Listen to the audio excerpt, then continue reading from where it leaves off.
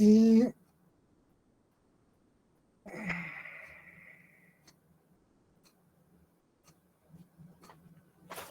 dentro los esfuerzos combinados habíamos indicado que podían darse por carga inclinada aplicada en el centroide o carga excéntrica paralela al eje longitudinal. Hemos hecho esta segunda parte, hemos generado la aplicación de un ejercicio. Parece que el ejercicio tenía algunos errores. De cualquier forma, vamos a empezar viendo ese ejercicio. Yo lo he corregido y había un error en el sentido del momento, eso arrastró los valores y naturalmente el problema cambia. Y luego también en este problema nos debemos ver lo que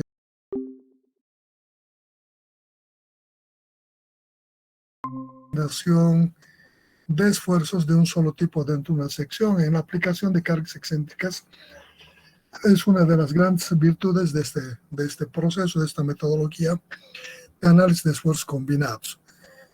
Entonces vamos a ver estas dos partes. Vamos a empezar con la primera parte del ejercicio que teníamos pendiente. No pendiente. Resolvimos, pero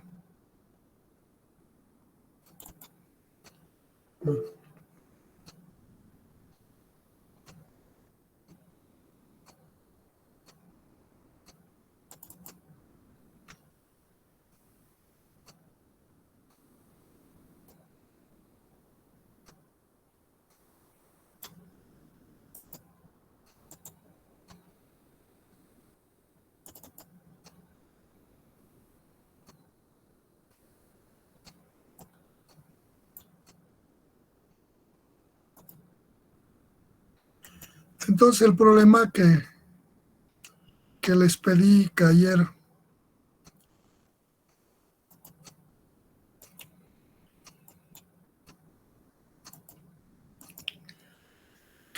hicieran las operaciones aritméticas, lo he modificado. Aquí está el problema. Este era el problema. Había un error en este sentido del momento, y esto generaba que los esfuerzos combinados en los diferentes puntos cambiaban en valor. Entonces, corregido, el momento por la carga está colocada en esta posición. Cuando hacemos planteo el sistema equivalente, traslado esta carga al centroide que de compresión, y esta fuerza de compresión genera un momento en el sentido X y en el sentido Y. Ahora están corregidos y con esos sentidos procedemos a determinar los esfuerzos. Las partes de determinación de áreas, inercias, no cambia, tampoco los puntos, pero sí empieza a haber cambios en esta parte en la generación de los esfuerzos. Si bien la ecuación general era esfuerzo en la dirección z igual más menos pz sobre a más menos mx y x y e sub n más menos my sobre ie por xm. La ecuación general. Para el punto 1. Para el punto 1 vamos a ver, nos vamos a ir a la figura para ver. El punto 1 es este. La carga axial pz genera compresión, va a ser menos pz sobre a. Este momento en x hace esta operación, tracciona todo lo que queda arriba, entonces aquí va a ser una tracción, más mx sobre ix por la distancia de este eje al punto y del punto 1. Eso vamos a ver aquí. Este término mx sobre ix va a ser constante, 5p sobre 175, para todos los puntos esto va a ser constante. Este es una tracción, entonces aquí ponemos, aquí está para el punto 1, menos, más esta cantidad, esto dividido entre esto nos da este valor, y esto es yn del punto 1, aquí está yn 5. Y luego el esfuerzo generado por el momento en y. Para eso vamos a irnos a la figura, y aquí el momento en y hace esta operación. Tracción aquí, comprime este lado. punto 1 está en lado de tracción, entonces también será más, esto era menos por ese error del sentido del momento, entonces más, sobre esto es constante para todos los problemas, va a ser el mismo. Lo que va a cambiar va a ser xn, x del punto 1, 7,5. Hacemos operaciones, dice que sale este valor sigma z en el punto 1, 0.172 P1, ya está corregido. Entonces esto igualo a los 2.000 kilos por centímetro cuadrado, que es el esfuerzo de compresión o tracción. Y entonces de ahí despejo el P1 y dice, en este punto puede aguantar trabajando a 2.000 kilos sobre centímetro cuadrado de tracción hasta que la carga P aplicada sea de 12.302.6 kilogramos. Para el punto 2, vamos a hacer unos cuantos puntos para el planteamiento de las variaciones. El punto 2 está aquí. Debido a la carga PZ es compresión menos PZ sobre A. Esto tracciona más mx sobre ix por y del punto 2.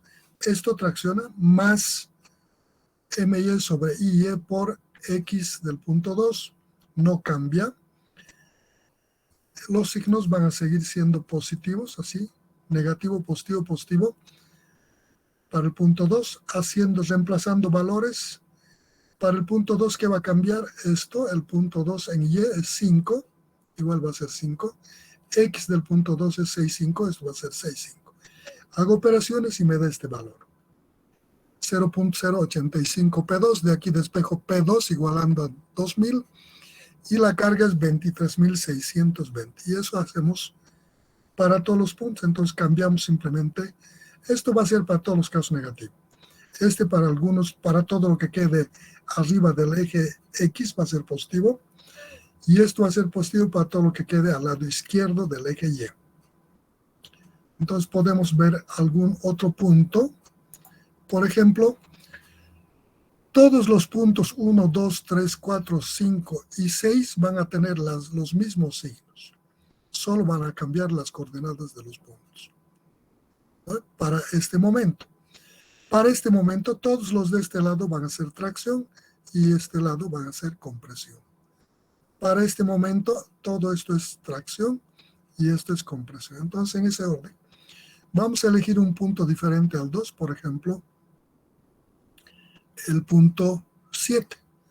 Si yo quiero determinar el esfuerzo en el punto 7, sigma z en 7 va a ser menos pz sobre A. Debido a este momento es compresión, menos mx sobre ix por y7.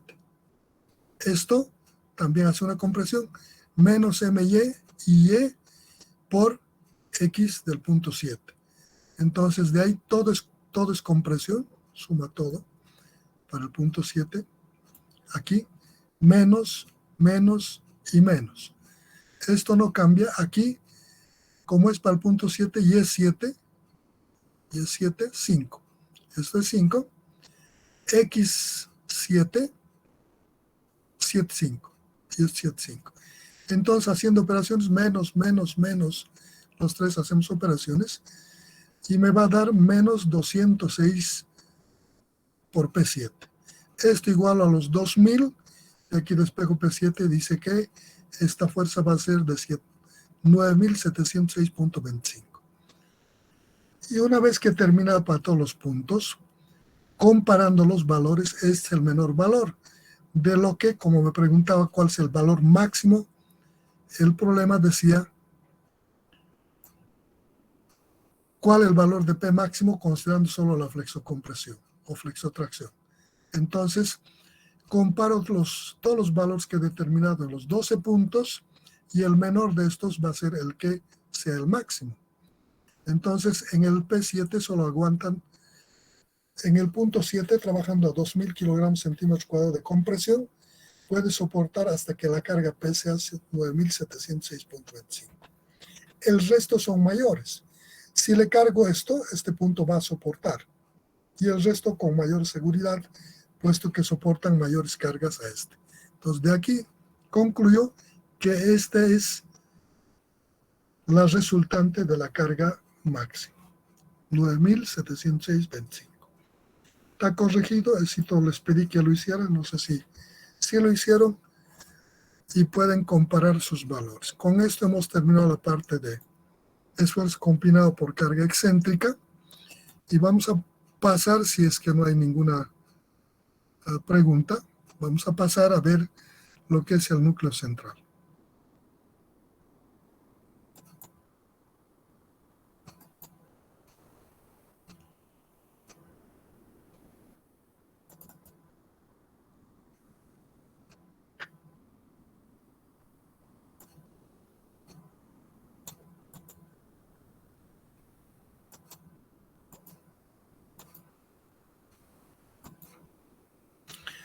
Para ver el núcleo central, voy a compartir otro material con ustedes, especialmente las gráficas, que nos permita mostrar lo que es el núcleo central. Núcleo central. Se llama núcleo central al área que queda alrededor, no siempre en forma de círculo, en las cercanías del centroide de la sección, en el que cuando colocamos dentro de esta área o en el perímetro exterior de esta área la carga, el esfuerzo en toda la sección nos da de un solo tipo de esfuerzo. La determinación de este núcleo central podemos hacer a partir del análisis del comportamiento de la sección cuando está sometido a un solo tipo de esfuerzo. Para eso podemos analizar la posición del eje neutro. El eje neutro es una línea, un eje, sobre el que cualquier punto que esté contenido en él nos da un esfuerzo cero. Si este es un esfuerzo cero, lo que implica que lo que queda a un lado de este eje neutro es de un tipo de esfuerzo y al otro lado otro tipo de esfuerzo. Es una línea de transición de un esfuerzo de compresión a tracción o de tracción a compresión. Por tanto, aplicándole el eje neutro perimetralmente a la sección, podría determinar ese núcleo central. Si yo sé que el eje neutro es de esfuerzo cero, podría colocar el eje neutro por esta arista, lo que significa que todos los puntos que están sobre esta arista son de esfuerzo cero. Lo que queden afuera de esto van a tener un tipo de esfuerzo, puede ser tracción o compresión. Y lo que quede al lado derecho de esta línea, de este eje neutro, serán del otro tipo de esfuerzo. Si esto era de compresión, esto será de tracción. Si esto era de tracción, esto será de compresión. Por tanto, todo lo que quede a este lado será un solo tipo de esfuerzo. Entonces, podría plantear esta posición. Colocar el eje neutro por las aristas exteriores de la sección, para esta sección, y determinar el esfuerzo en cada punto. Sabemos que el esfuerzo por excentricidad doble, sigma, es igual, aquí tengo la ecuación, sigma en un punto cualquiera es igual a la fuerza axial sobre área más o menos, más menos, la fricción con respecto al eje horizontal sobre su inercia por la distancia al punto donde quiero determinar. Más menos el momento con respecto al eje vertical sobre la inercia con respecto a este eje y la distancia perpendicular de este eje al punto donde quiero determinar. Como quiero determinar la posición o generar que el área de la sección sea de un solo tipo de esfuerzo, quiere decir o van a ser todos tracciones o compresiones. Voy a suponer que van a ser tracciones. Entonces los sumo todos y paso a través de esta arista 1, 1, el eje neutro. Y ubico un punto de coordenadas de ese eje neutro, este punto. Por conveniencia, voy a elegir un punto que se encuentre en la prolongación del eje horizontal y le llamo E1. E1 va a tener una posición en XE1, el X y E1 va a ser esta cantidad, va a ser esta distancia. El centroide, una figura como esta, sección rectangular doblemente simétrica, esta distancia es igual a la mitad de la base de la sección. Entonces, como está a la izquierda, será menos B medios. Esta distancia en X. En Y, como está sobre el eje X, no tiene componente. En X será Y E1 será 0. Entonces tengo las coordenadas. Reemplazo estas coordenadas en esta ecuación. Estas coordenadas Y sub E y X sub E representan las coordenadas del punto sobre el eje neutro, este punto. Por otra parte, el momento en X y el momento en Y puedo determinar debido a las excentricidades. El momento en X va a ser igual a P por Y sub P y MY por P por X. Supongamos aquí está la carga, por decir. Entonces el momento en X será esta fuerza multiplicado por este brazo que es el Y sub P. El momento respecto será esta fuerza multiplicado por este brazo. De ahí saco esos valores. Reemplazo en esta ecuación. Ahí está, reemplazado en esa ecuación. Hago operaciones para efectos de hacer la aplicación más fácil. Incorporo el radio de giro. Aquí tengo área sobre inercia en X, área sobre inercia en Y. El radio de giro es una cantidad, es una característica geométrica y es igual a la raíz cuadrada de la inercia sobre su área. Y aquí tengo área sobre inercia, que es el inverso. Entonces, digo, elevo al cuadrado tanto el radio de giro como la cantidad que está dentro del radical. De ahí saco que el Rx cuadrado, que representa el radio de giro con respecto al eje X, ha de ser igual a la inercia sobre el área. El radio de giro con respecto al eje Y al cuadrado ha de ser igual a la inercia en Y sobre su área de la sección. A su vez, en una sección rectangular, esta inercia es base por altura al cubo sobre 12. Este es base por altura, reemplazo eso, hago operaciones y digo que este radio de giro, una vez que hago simplificaciones, es igual a h cuadrado sobre 12. De similar manera, la inercia respecto al eje Y es su altura por su base al cubo sobre 12. Sobre base por altura, hago simplificaciones y el radio de giro respecto al eje Y al cuadrado es igual a su base al cuadrado sobre 12. Entonces reemplazo en esta ecuación la inversa del radio de giro, aquí. Esto es A sobre X, es la inversa de esto.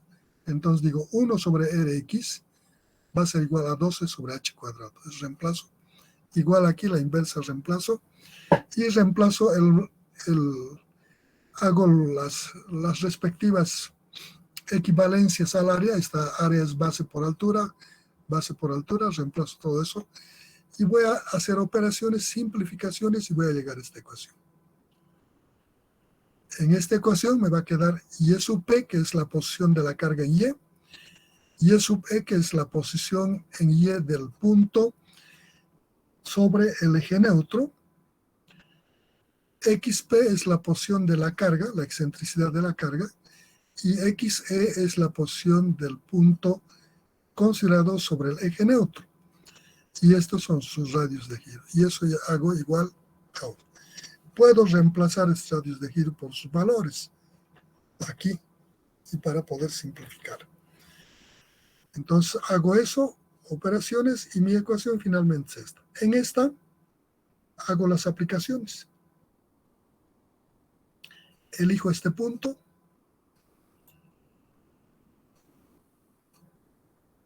Ahí está. Para x, z igual a 0, el esfuerzo este se va a igualar a 0 porque estoy partiendo de esa concepción. Este eje estoy poniendo en esta arista y todos los puntos aquí son 0. ¿Veis? Esto igual a 0. Y planteo el primer punto, E1. Aquí está el E1.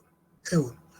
En B es, en X es XE1 es igual a menos B medios. Y E1 es igual a 0. Entonces eso estoy colocando aquí. El primer punto. Menos B medios en X y en Y 0. Reemplazo aquí. Digo, estos son los puntos YE, este es Este 0 es este Y. 0 por esta cantidad, 0. Sobre cualquier cantidad me da 0. Esto se anula. Para este lado, digo 12xp, este es el xe menos b medio sobre b cuadrado. De aquí simplifico, me va a quedar, esta b se va a simplificar con esta b, y me va a quedar 24 sobre b, ¿no? Algo así. Entonces, de aquí despejo el xp, que representa la posición de la carga. Despejo el xp y me va a dar que eso es igual a b sextos. Xp es igual a b sextos, de aquí de esto. Entonces voy a la gráfica. Esta no es la gráfica, aquí vamos, en esta última parte. He hecho para este punto y he sacado este valor correspondiente. Entonces digo, coloco el punto correspondiente. Para este punto dice que me sale b sextos, coloco este punto. Luego paso el eje por este punto, el eje neutro, y elijo este E2. En X va a ser 0, en Y va a ser H medios. Con esos dos valores, punto 2, en X0, en YE, H medios. En esta ecuación reemplazo 0, XE, esto se va a anular y me va a quedar aquí 12 YP sobre H medios por este H medios. Hago simplificaciones y me va a quedar 6 YP sobre H por B. No, por H. Aquí H no. Eso es igual a menos 1. De aquí el YP saco y me va a dar el valor correspondiente, que va a ser este. YP, que es este valor de YP, me va a dar que es menos X sextos. Entonces voy a la figura, hecho para este punto, y me va a dar este valor, menos P sextos. Coloco ese punto. Luego hago pasar por esta arista, el eje neutro, y determino las coordenadas de este punto. Aquí está la arista, le estoy llamando E3. Determino ese punto E3. Ahí está el E3, que es este punto. En X va a ser esta cantidad, B medios. Y en Y está sobre el eje X, 0. Esto reemplazo otra vez en esta ecuación. Y de aquí voy a sacar el correspondiente a la distancia XP. Despejo de aquí el XP y me dice que ese punto es el punto 1 y es menos B sextos. Entonces voy aquí, a partir de este punto, calculo este menos B sextos. Aquí está. Es el punto 1. Ya tengo este y este remarcado. Entonces, para poder determinar este otro punto, coloco el eje neutro aquí y digo que el E, este punto que es de esfuerzo 0, en Y del punto E4 va a ser igual a menos H medios. X del punto E4 va a ser 0, está sobre el eje Y. Entonces tengo aquí el punto. X0 y en YE igual a menos H medios. Estos valores vuelvo a reemplazar en esta ecuación. Parte se anula y en lo que queda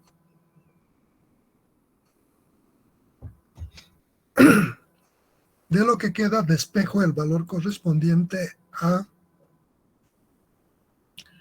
YP y me va a dar este valor. 0 en X, está sobre el eje Y en Y me da H sextos. De aquí mido H sextos y tengo los 4 puntos que me determinan el núcleo central. Agarro el punto P1 con P2, P2 con P3, P3 con P4 y P4 con P1. Y armo esta área, este rombo. Este es el núcleo central. Este núcleo central, cuando la carga que coloque sobre este núcleo central sea perimetralmente sobre estas aristas o dentro de esta área, la sección esta va a estar en un solo tipo de esfuerzo. no va a haber esfuerzo combinado. Esto es lógico porque he partido de esta concepción de que por todas las aristas va a pasar el eje neutro. Entonces, todo lo que queda dentro va a ser un solo tipo de esfuerzo. Si la carga que le aplico dentro de esta área es de compresión, todo el esfuerzo en esta área va a ser compresión. Si le aplico tracción aquí, este esfuerzo aquí será de tracción en toda la sección.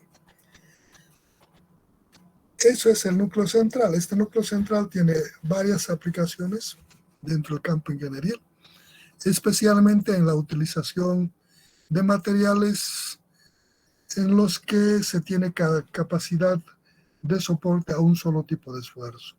Y es necesario verificar que no aparezcan esfuerzos combinados que atenten contra la seguridad de la estructura, ¿no?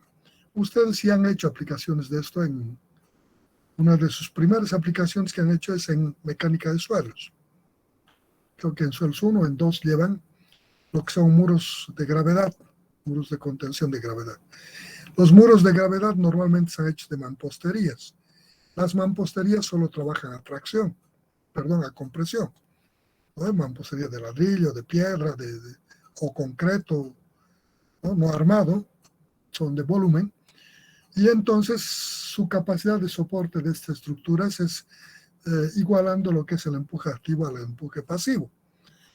Además que la resultante de estas cargas debe pasar a través de un área de su base. El hecho de que la resultante pase por el área de su base significa que en esta estructura no van a aparecer esfuerzos de tracción. Porque si aparecen, esta estructura va a colapsar, porque su material del que está hecho no soporta tracciones. Una de las aplicaciones. Luego, la verificación de estados de columnas falladas, o en los casos en los que podemos hacer columnas de un solo tipo de material, como los ladrillos, mamposterías de ladrillo, no sé, de los diferentes tipos de material, donde no debe aparecer tracciones, en cuyo caso debemos verificar hasta cuánto de excentricidad debe trabajar la estructura, o por errores constructivos, como deformaciones o malas verticalizaciones de los elementos, todos esos aspectos. Con esto concluimos la parte de esfuerzos combinados por carga excéntrica. Si hay alguna duda, algo que quieran preguntar o comentar, adelante.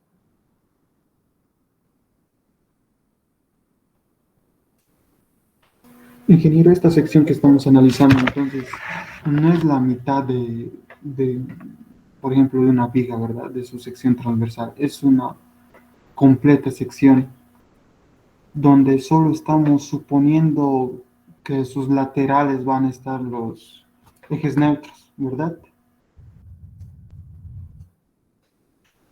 Es una sección en la que debe estar sometido a cargas de tracción o de compresión. Un solo tipo de esfuerzo. Para eso hemos determinado esta área. Para esa determinación, cuando ustedes han visto la parte de flexión simple en RESIS 1, han analizado y han indicado que el eje neutro en una sección en flexión simple podría, o en esfuerzo combinado, podría encontrarse dentro de la sección,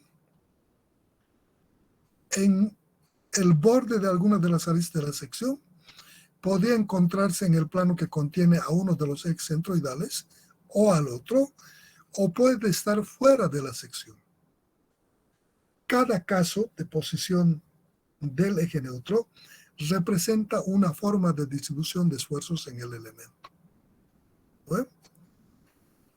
Entonces, nosotros, como nos interesaba mostrar que sí se puede encontrar una metodología en la que podemos encontrar que la sección solo trabaja a un solo tipo de esfuerzo.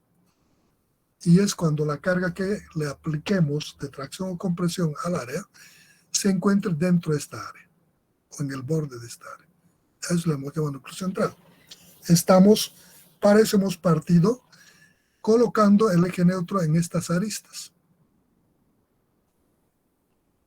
El eje neutro puede encontrarse en la sección, en forma horizontal, inclinada, sobre este eje, sobre este otro eje, puede estar en esta arista, en esta otra arista, o fuera o inclusive en el infinito, el núcleo central. Y cada posición de G neutro representa una distribución de esfuerzos en la sección. Y lo que estamos tratando es de aplicar estos conocimientos para detectar la forma de trabajo de una sección a un solo tipo de esfuerzo. Eso es lo que hemos hecho. Está bien, muchas gracias. Después las aplicaciones son múltiples. En cada caso uno puede buscar. De hecho, en la práctica, cuando se construye lo que se ha diseñado, no siempre se construye en la perfección de ese diseño. El hacer que las cargas concentradas incidan exactamente en el centroide de las cargas es poco probable, ¿no? Entonces, hay siempre por efectos constructivos una cierta excentricidad. De hecho, cuando vean materias de diseño van a ver que se admite una cierta excentricidad. Y para eso las teorías desarrolladas en los diferentes materiales cubren estas pequeñas excentricidades. Pero mayores a eso hay un límite, y eso podemos hacer a través de la aplicación de estos conocimientos que estamos viendo por carga excéntrica. Bueno, entonces hemos terminado la parte del tema 2A del esfuerzo combinado en secciones con carga inclinada, con carga excéntrica y la determinación de un núcleo central que nos permite hacer trabajar la sección a un solo tipo de esfuerzo. Vamos a pasar a ver la segunda parte de este problema o de este tema, que se refiere a la flexión asimétrica. Hemos dicho que el esfuerzo combinado podía generarse por carga inclinada, por carga excéntrica y por cargas de flexión en ambas direcciones, que podía generarse por una aplicación de cargas en planos que no contengan los ejes principales, una de las razones, o también por la asimetría de las secciones. ¿Bueno? Entonces, a estos esfuerzos generados por estas condiciones de asimetría o flexión con respecto a los dos ejes, se conoce con el nombre de flexión asimétrica o flexión esbiajada. Entonces, la flexión esbiajada se puede estudiar desde dos visiones. Vamos a ver. Les vamos a compartir un material para ver el tema.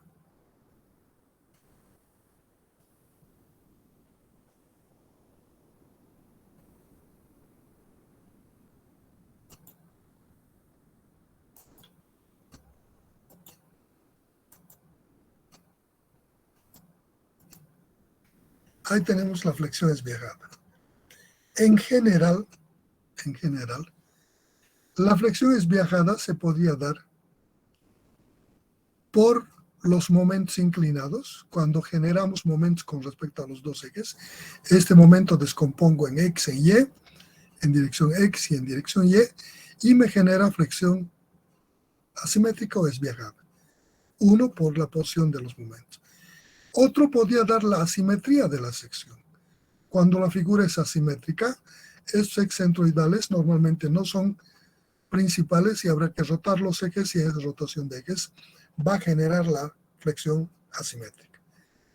Entonces, para determinar nosotros este comportamiento de flexión asimétrica, que depende o del momento o del tipo de sección, asimétrico o simétrica, vamos a ver dos métodos.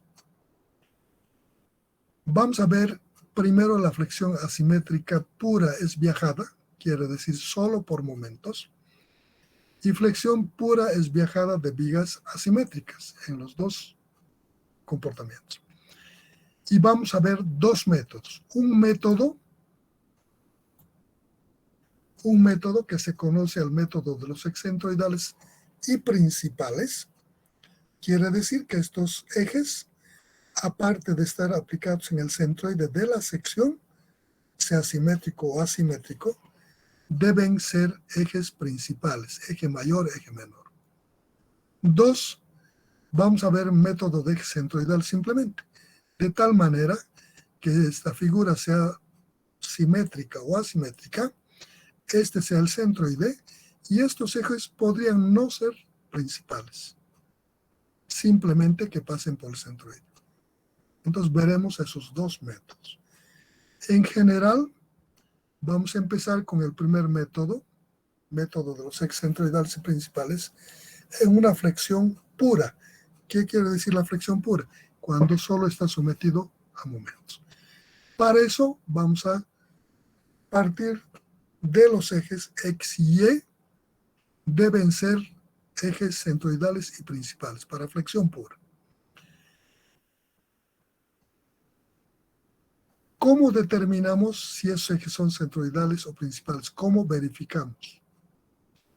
En figuras simétricas, de fácil detección, vemos la figura, un cuadrado, por ejemplo, el centroide va a estar en la mitad de sus lados. Por tanto, el eje X va a ser de simetría y el eje Y de simetría. Entonces, dice la teoría que si uno de los ejes es de simetría, ese eje es principal. Y el perpendicular a este también es principal. Entonces, en figuras simétricas de fácil reconocimiento, podemos simplemente por inspección visual determinar que esos ejes son principales. Pero en los casos como esta figura, que es asimétrica, no sabemos si es simétrica, aun cuando le haya puesto los ejes respecto al centroide en X y Y, no sé si estos ejes son principales. Por una simple inspección, decir que este eje es de simetría, que lo que queda arriba es igual hacia abajo, o lo que queda de este eje de la izquierda y la derecha son iguales, es una aventura. De entrada es más probable que no sean simétricos. Y entonces cuando ocurren estas condiciones, cuando la figura sobre la que estamos trabajando es de asimetría, debemos aplicarle el producto de inercia. Hay una condición geométrica que se llama producto de inercias. El producto de inercias es una característica geométrica de las secciones que puede ser menor a 0, igual a 0 o mayor a 0. Si este producto de inercias es igual a 0, quiere decir que los ejes de referencia son principales. Y el producto de inercias se identifica con la letra I, X y Y. Condición que esto sea igual a 0. Esta es una condición geométrica que puede ser menor a 0 o mayor a 0. Cada caso de comportamiento representa un estado. El estado en el que el producto de inercia es igual a 0 significa que los ejes referenciales con los que estoy trabajando son principales. Si son diferentes de 0, significan que estos no son principales. Pueden estar aplicados en el centroide, pero no son principales. En este método de ejes centroides principales, los ejes deben ser siempre principales. Siempre. ¿No? Entonces, de esta verificación, para determinar la formulación matemática que nos permite encontrar el esfuerzo en cualquier punto de una figura, debemos también hacer algunas convenciones de signos. En este tema vamos a meter con signos las coordenadas X y Y, vamos a meter los momentos con signo, ¿no? Y las curvaturas con signo. Por tanto, vamos a convenir. Aquí, convención de signos. Vamos a decir que los ejes son positivos cuando tengan estas direcciones. Figura 258D. Cuando el eje X vaya a la derecha así, positivo. En Y, hacia abajo, positivo. Vamos a tomar estos los sentidos de los ejes positivos. Los momentos representados por doble punta, momento X va a ser positivo cuando la doble punta vaya en la dirección del eje positivo, en X. Y eso implica que cuando le aplique el momento de la mano derecha, el dedo gordo en este sentido, esto girará así, alrededor de este eje. Este será el momento en X positivo. El momento en Y positivo, la doble punta, el azul es el vector momento, con doble punta en Y, está sobre el eje Y, va en el sentido positivo del eje Y positivo. Dedo gordo y esto va a empezar a girar así. Estos serán los sentidos positivos de los momentos. Para las curvaturas, cuando a una viga nosotros le aplicamos unas cargas, esta se curva. Esa curvatura vamos a decir positiva así. En el plano YZ, cuando el eje Y es el vertical y el Z es longitudinal del elemento. La curvatura va a ser positiva en este sentido. Cuando curve así, longitudinalmente. La curva vaya, la parte cóncava vaya hacia el eje Y positivo. A esa curvatura llamamos KY y será positivo, la que se curve así. Las fibras superiores sean de tracción y las fibras inferiores del arco convexo cóncavo sean de compresión. En el otro plano, en el plano XZ, este es el longitudinal y este es el transversal. La curvatura respecto a este eje KX va a ser negativa cuando curve de esta forma. Cuando en el plano YX, hacia el sentido positivo del eje X, se haga cóncava el arco y a la otra parte contraria convexa. Este lado se va a comprimir y este lado se va a traccionar. Estos serán los sentidos positivos para todo este tema que vamos a desarrollar en este curso, en flexión asimétrica. Si yo quiero determinar bajo esta concepción los esfuerzos en un elemento, voy a partir de un elemento doblemente simétrico.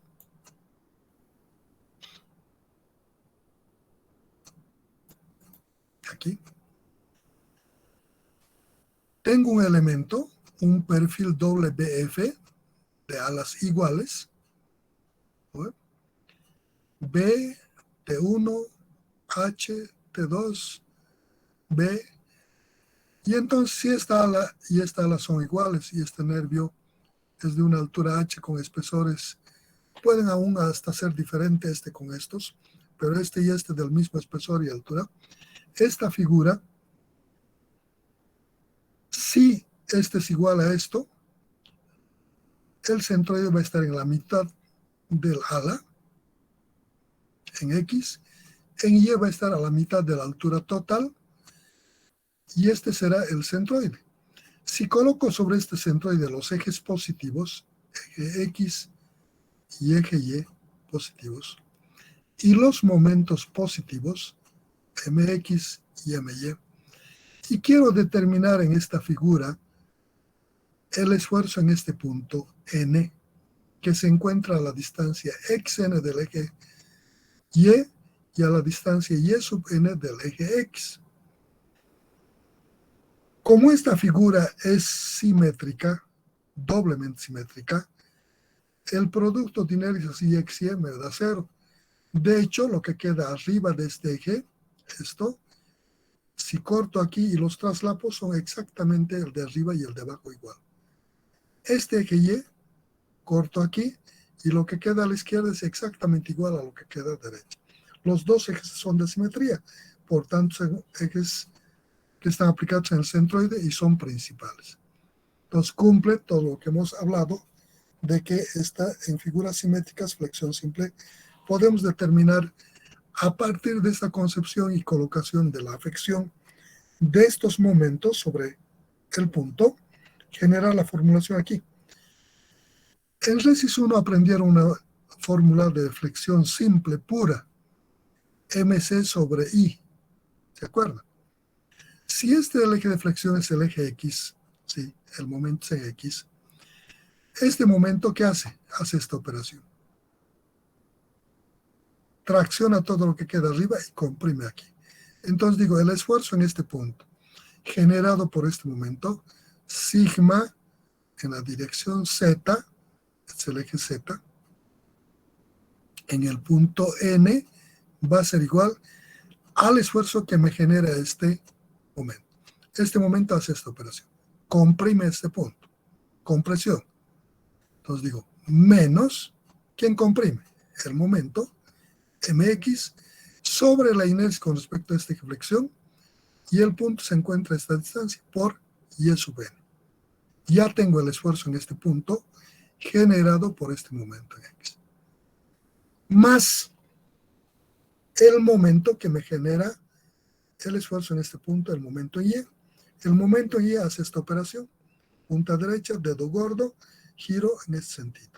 Tracciona todo lo que queda de este lado, jala y comprime de este lado. Entonces digo aquí, más momento positivo está traccionando, más my sobre IE por esta distancita xn. Y he generado la formulación matemática.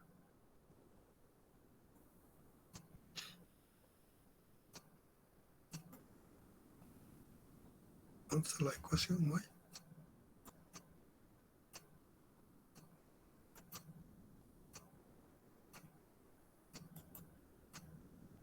Aquí está. ¿No?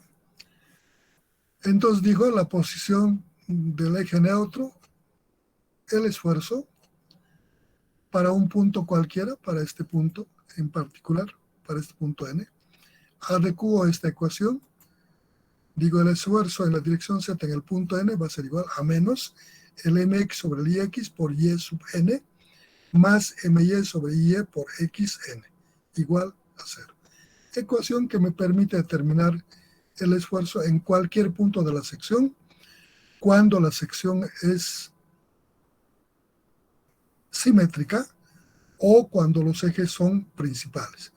Puede inclusive esta sección ser de asimetría. No importa, sea sección asimétrica. Pero si los ejes son principales, esta teoría es totalmente válida. Entonces, de esta forma determinamos el esfuerzo. Quiero encontrar la posición del eje neutro en estas condiciones. Lo que hago es colocar un elemento, ¿sí? Un eje, que pase por el centroide y tomo un punto sobre el eje neutro. El eje neutro es un eje sobre el que el esfuerzo es 0. Por tanto, si tomo un punto sobre este y le llamo E, este punto es de esfuerzo 0. Esto, para ese punto, sigma z para el punto E debe ser igual a 0. Por definición. Este punto E está ubicado a la distancia y sub E del eje X y a la distancia X sub E del eje. Entonces, genero el esfuerzo para este punto. Va a ser igual a menos el mx sobre inercia en X por Y sub E. Ahí está. Más este momento my sobre el IE y por esta distancia XE. Igual a 0. Este esfuerzo es 0 porque está sobre el eje neutro. Entonces, de aquí despejo. YE representa la posición del punto X respecto al eje X y XE representa la posición de este punto respecto al eje Y. Despejo de aquí y voy a encontrar YE sobre XE, la cantidad.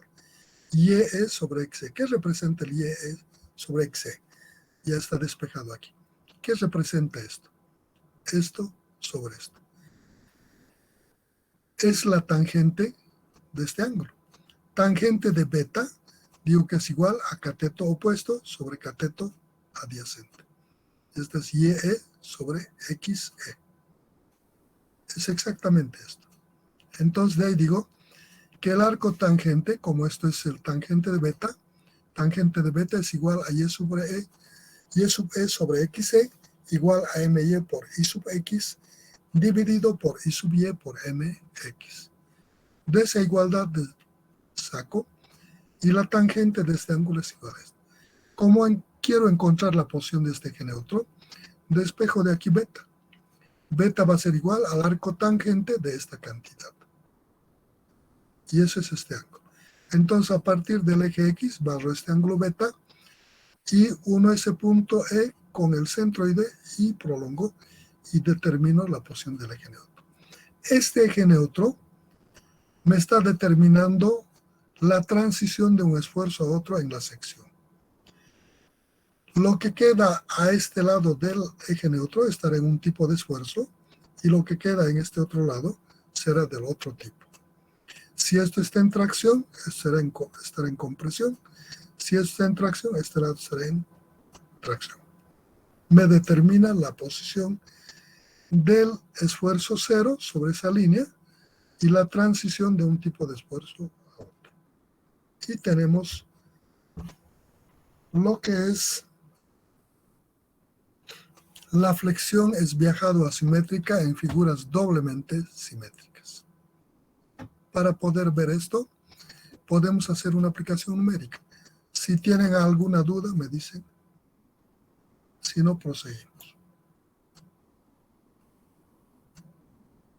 Ingeniero, ¿será que puede volver a repetir el concepto de flexión esbiajada? Bueno, ¿qué es la flexión esbiajada? La flexión esbiajada es una flexión que se genera como consecuencia de la aplicación de un momento que no se encuentra en el plano que contiene a los ejes centroidales y principales. Podría estar en un plano diferente. Por ejemplo, aquí. Este es el eje X, este es el eje Y. El momento, si está contenido en este plano que contiene el eje X o contenido en este plano, vemos que este momento no está contenido ni en este plano ni en este plano. Está en un plano diferente.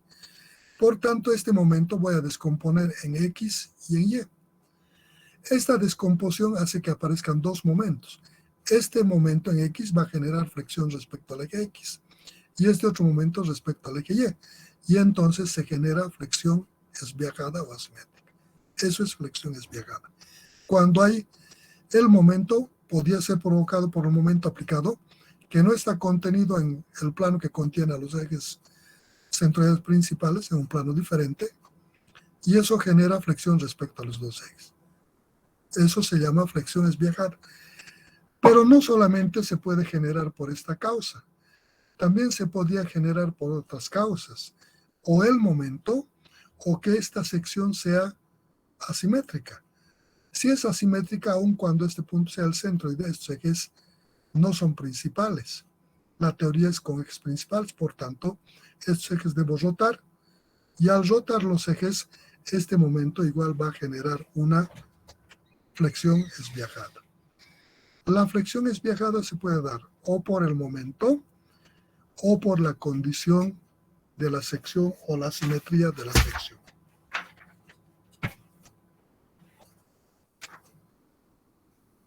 Muchas gracias, Inge.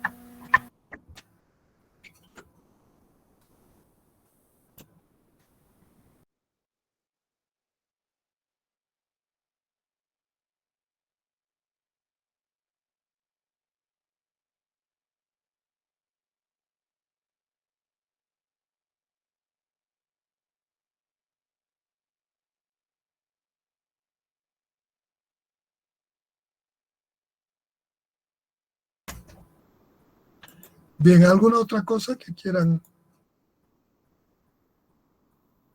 comentar, preguntar?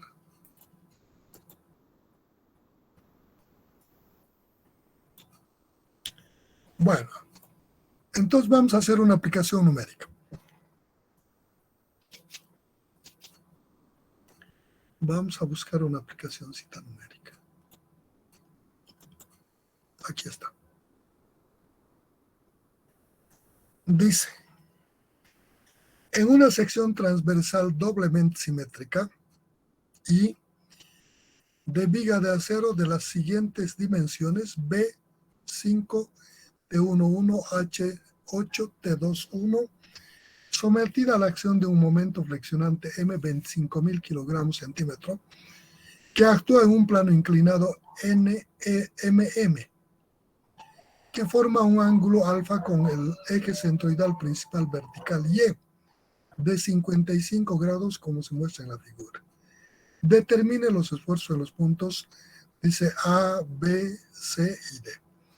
Tengo la figura, las dimensiones correspondientes, el centroide. Como es doblemente simétrica, no necesito determinar el centroide.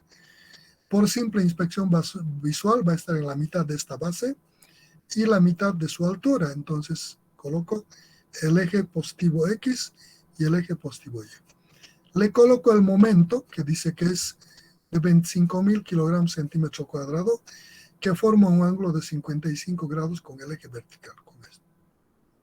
Este es el problema. En este quiero determinar eso. La figura es doblemente simétrica. No necesito probar que estos sean ejes centroidales principales. Esto, lo que queda arriba del eje X, es exactamente lo que queda abajo. Este eje es de simetría. Por tanto, ni siquiera necesito probar que este otro eje es de simetría. Si un eje es de simetría, el otro eje perpendicular a este también es principal, dice la teoría. Sin embargo, este también es principal. Entonces, al ser principal, ¿qué tengo que hacer? Le aplico la ecuación donde dice sigma en la dirección Z en el punto A ha de ser igual al momento descompuesto en este eje X, mx sobre ix por la distancia de este eje al punto YA, más el momento descompuesto en este eje vertical, con su signo del momento, sobre la inercia con respecto a este eje y multiplicado de este eje al punto A en XA. Eso le aplico. ¿Para eso qué necesito? Necesito determinar primero este momento descompuesto en X y en Y sus signos. Procedo a determinar, aquí estoy determinando el centroide, cosa que no es necesario, simple inspección. ¿No? Aquí he puesto una referencia de ejes, en caso de que esto no fuera de simetría, pongo ejes referenciales y determino esta cantidad y tengo el centroide. Coloco en el centroide el momento y procedo seguido a descomponer el momento. Aquí primero he hecho las condiciones geométricas, estoy sacando la inercia de este elemento respecto a este eje X. Esta es una figura compuesta de 3 elementos rectangulares. Descompongo esto aquí, aquí, primera área, segunda área, tercera área. Y le aplico a Steiner, digo, la inercia respecto a este eje X va a ser igual a la inercia de este elemento con respecto a su eje local X, base por altura al cubo sobre 12, más esta altura base por altura, por esta distancia de este eje a este centroide.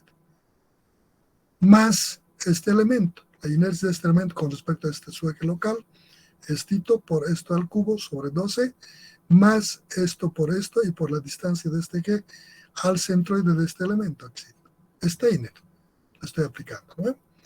Entonces digo, aquí, sumatoria de inercias respecto a su eje local de cada elemento, más su área de ese elemento por su distancia perpendicular a este eje al cuadrado. Y sumo todos esos casos y me da esta cantidad. Solo le estoy aplicando ejes paralelos. La inercia respecto al eje Y es igual a la sumatoria de las inercias respecto a su eje local Y de cada elemento, de cada área, más esa área multiplicado por la distancia del eje de flexión que voy a considerar al punto al cuadrado, al centroide del elemento que estoy considerando. Eso sumo y tengo esta cantidad. El producto de inercias va a ser igual al área multiplicada por sus coordenadas de cada elemento. Estas coordenadas entran con signo, con los signos x a la derecha positivo, x a la izquierda positivo, y hacia abajo positivo, y x hacia arriba, o y hacia arriba negativo. Entonces, de eso, esto nos va a dar 0. Ya de entrada sabemos que nos va a dar 0 porque estos son de simetría. He determinado los puntos. Procedo a determinar las coordenadas del punto A. Ve, aquí estoy planteando. Aquí vemos la figura. Aquí para el punto A, esto va a ser la XA. De aquí a aquí, XA. YB va a ser, YA va a ser de aquí al punto A. XA va a ser de aquí a aquí.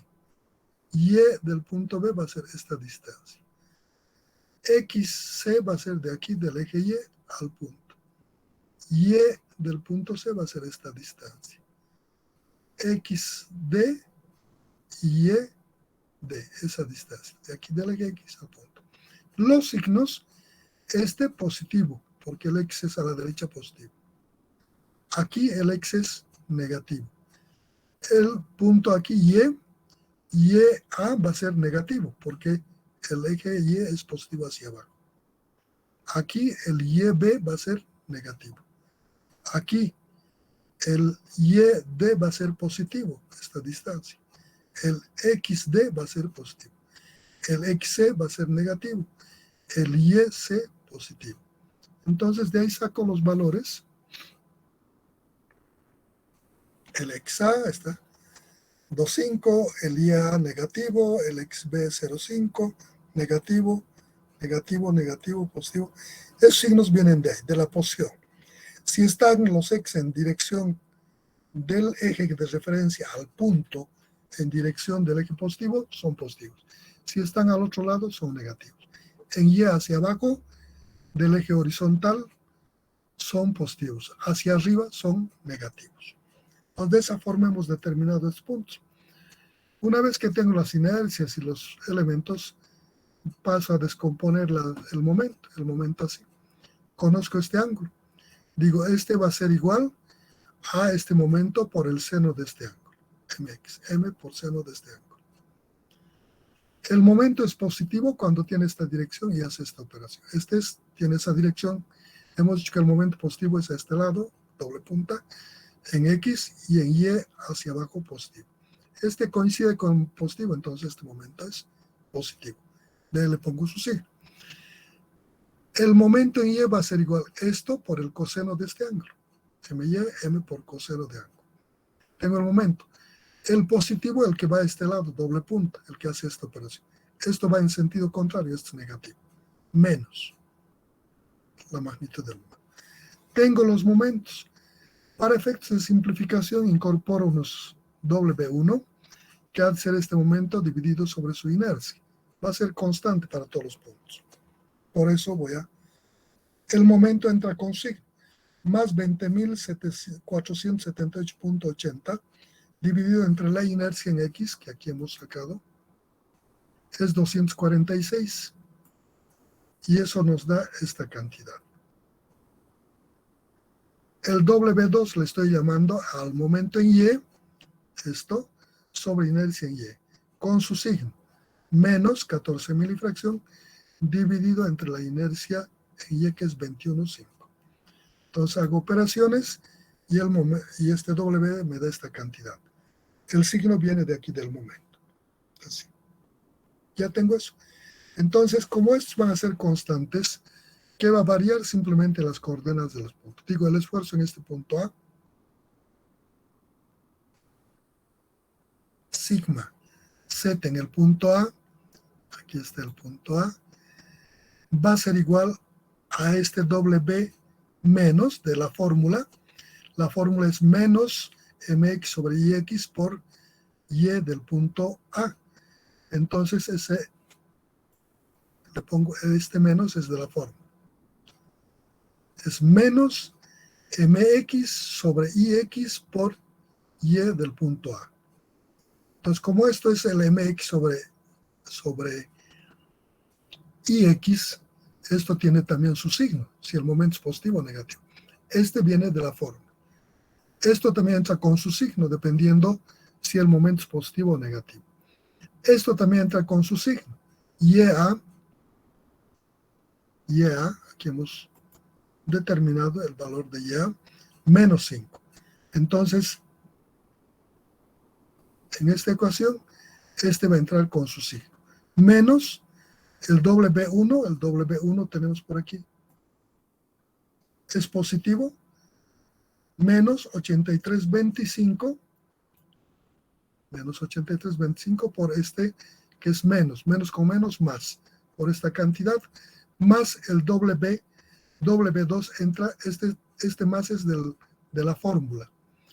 Este también viene con su signo. Aquí está, es negativo, menos. Entonces colocamos aquí menos, más menos, este tiene menos, nos da menos. Este XA, vamos a la XA, es positivo, 2,5. Entonces decimos que va a ser esta cantidad menos por esta cantidad positiva, nos va a dar negativo. Hacemos operaciones y nos da este valor. Nos está diciendo que el esfuerzo en este punto es negativo. Menos 1.251.12 kilogramos sobre centímetro cuadrado. Esto nos dice que esto es una compresión. Y eso le aplico para el punto B, para el punto C. La ventaja de aplicarle esto es que estos son constantes ahora para todos, pero vienen con su signo. Eso está determinado aquí. Reemplazo el momento con su signo y este viene con signo. Este signo se reemplaza con su signo. El otro signo viene aquí de la fórmula. Vamos a mostrar aquí. Vamos a la fórmula. Más arriba.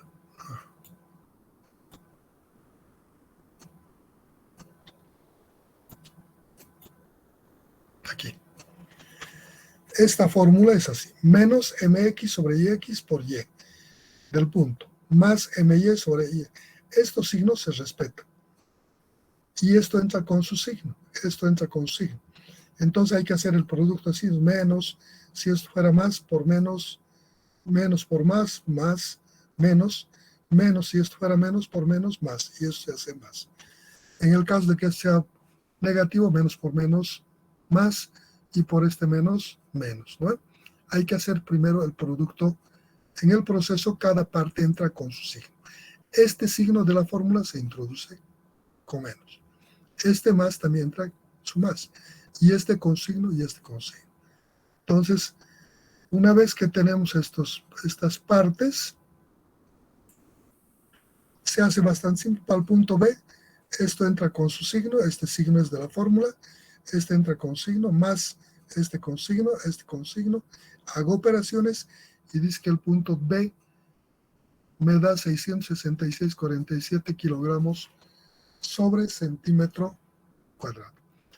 En el punto C, igual, reemplazo sus valores con sus signos correspondientes, hago operaciones y me da este esfuerzo, también de tracción.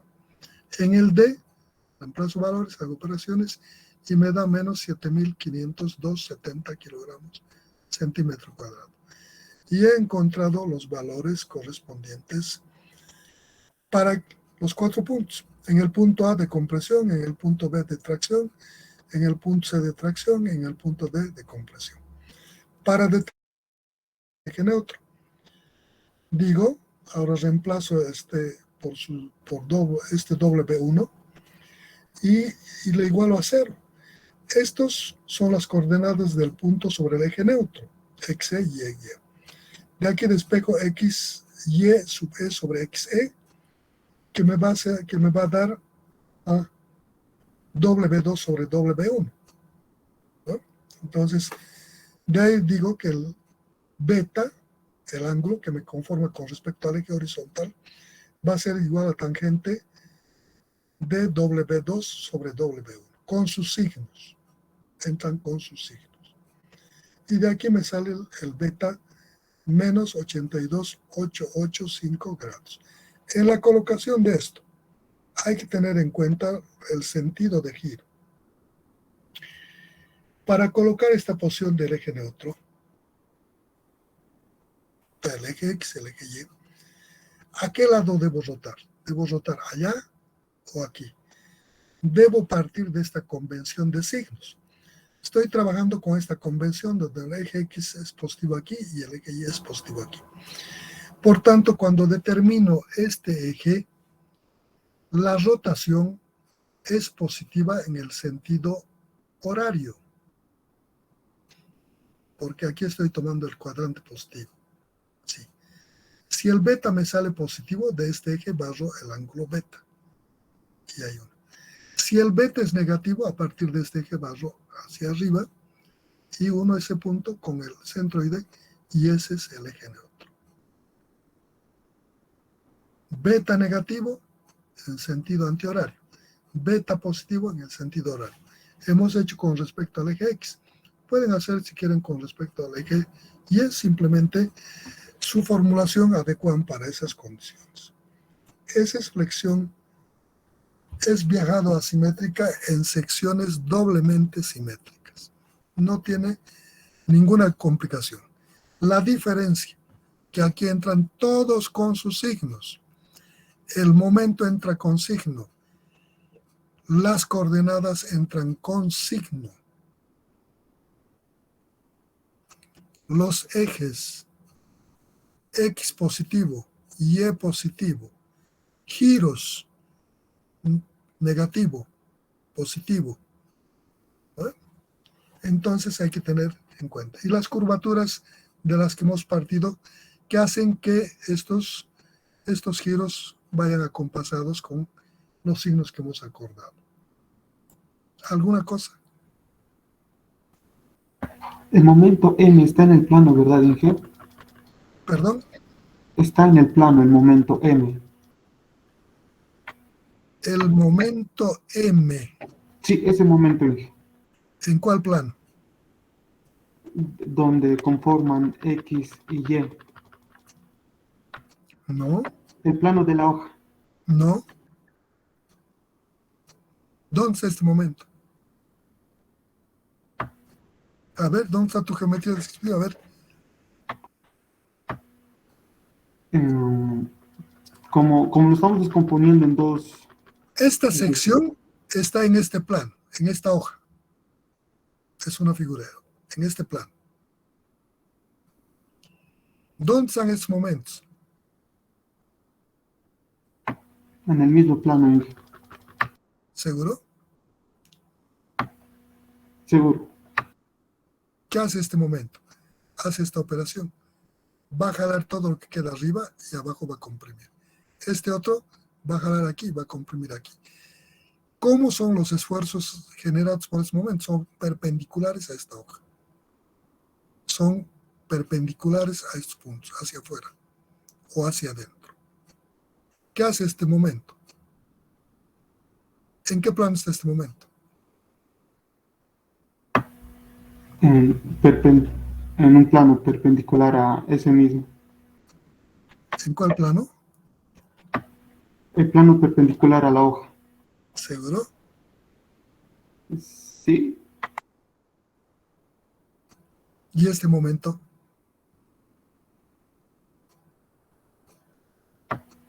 Perpendicular al eje X. ¿Cómo actúan los planos? Los planos tienen que estar los momentos están en un plano o están en un eje, giran alrededor de un eje. Ese eje, si está contenido, es perpendicular, es paralelo al plano. ¿Cómo es? Aquí es importante que agarren estos conceptos. ¿Cómo actúan los momentos? Este momento no está ni en el plano que contiene este eje ni este. Si estuviera este momento en el plano que contiene a este eje, se convierte en flexión simple. No va a haber flexión debido a este momento. Si estuviera en este plano, no va a haber flexión respecto a este eje. También se convierte en flexión simple, pero con respecto al otro eje.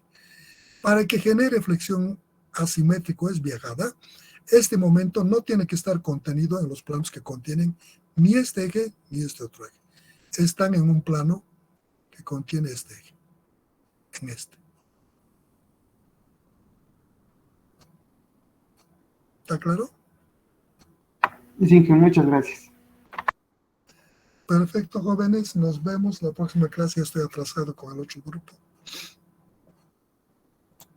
Hasta mañana, Inge. Gracias. Hasta mañana, jóvenes.